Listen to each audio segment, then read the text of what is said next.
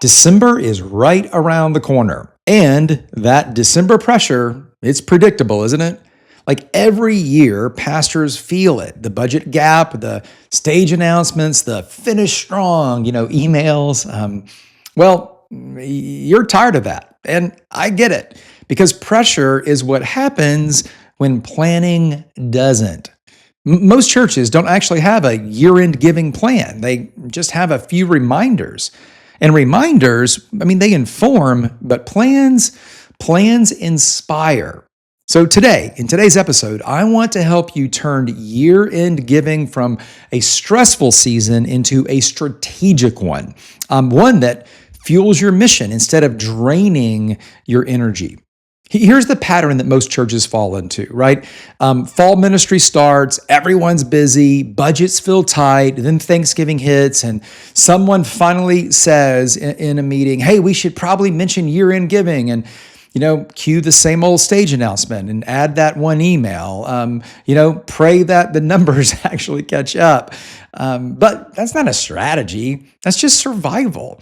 And, the truth is you're missing a huge opportunity because most high-capacity givers start planning their charitable giving well before December. They're talking to advisors. They're planning distributions. So by the time your church mentions it on December, 27th, their plan is already made, and your mission at this point is an afterthought. So what's the fix? Well, it's actually pretty simple. We're going to start early, and then we're going to segment intentionally. Let's kind of unpack that, okay? First, start early. Generosity is like planting, okay? Seeds need time. So if you start your plant well before December, you begin nurturing generosity, not chasing it. So we really want to begin planning and talking about this well before the last week of December. The second thing that I mentioned is segment intentionally. Now, if you've listened to anything on the podcast, on the YouTube channel, or read anything on gavinadams.com, that segmenting is a huge part of success for churches. It doesn't take away the organism side of this. This isn't unspiritual. It's actually more spiritual because we're speaking to specific people, allowing them to hear specifically what helps them take steps best. So here's what happens in most churches. They speak to everyone the same way all the time, but different people give for different reasons. Think about this. Parents of preschoolers want to know how their giving is shaping the next generation.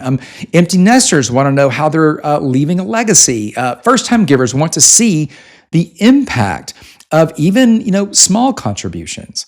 So by tailoring your message to each of these different groups, you create personal connection.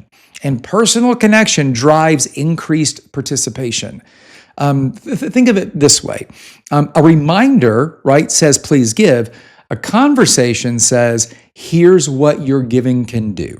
Let me give you an example, okay? Let's imagine that you are working on a year-end giving conversation and you're going to send an email specifically to parents of preschool kids. So this is the segment we're going to talk to, parents of preschool kids.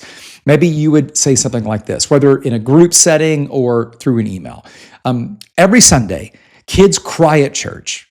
Most cry when their parents drop them off, except for here at our church. Our kids cry when they have to leave because they're having so much fun. You're helping us create environments where kids love learning about Jesus, and your year-end giving will allow us to grow this space and help even more kids cry in the best sort of way. Now, that's a very simple little paragraph, right? But that's not just a giving appeal. It's a discipleship invitation, right? Now, let's imagine that we're going to send an email, a different email to maybe empty nesters. We mentioned them earlier as a segment. So maybe it would say something like this. You've raised kids and maybe even grandkids. So you know the value that a church can provide a family. Because you and because of you, our children's spaces are overflowing. Would you help us expand to reach more families next year? This is what your year-end giving will do. So in both cases, we're kind of turning an announcement into engagement. We want to increase some of our capacity and space in our preschool, our children's environment. But how we say that to the preschool parent is very different than how we may want to say it to that empty nester. So, as you know, I'm going to give you some next steps. So here's your next step. I'd love for you, maybe this week if you have time, to gather your team and just identify a few key audience groups. Maybe you just ask, like, what matters most to one or two of these groups? What ministry goal could connect emotionally with that group? Which channel, is it an email, a video, a letter, a stage moment, would be best to communicate with this group? This really can become your new year-end strategy, and it's built on one intention, but not any pressure.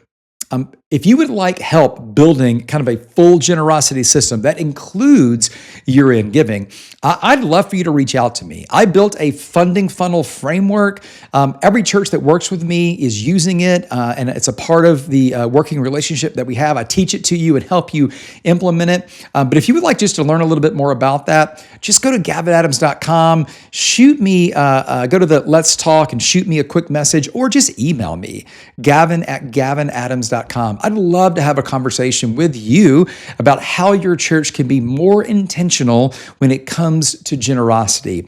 Not because I want to help you have more money, although that's a secondary win, but primarily because discipleship matters and generosity is part of that journey. So remember this kind of as we wrap up today, okay?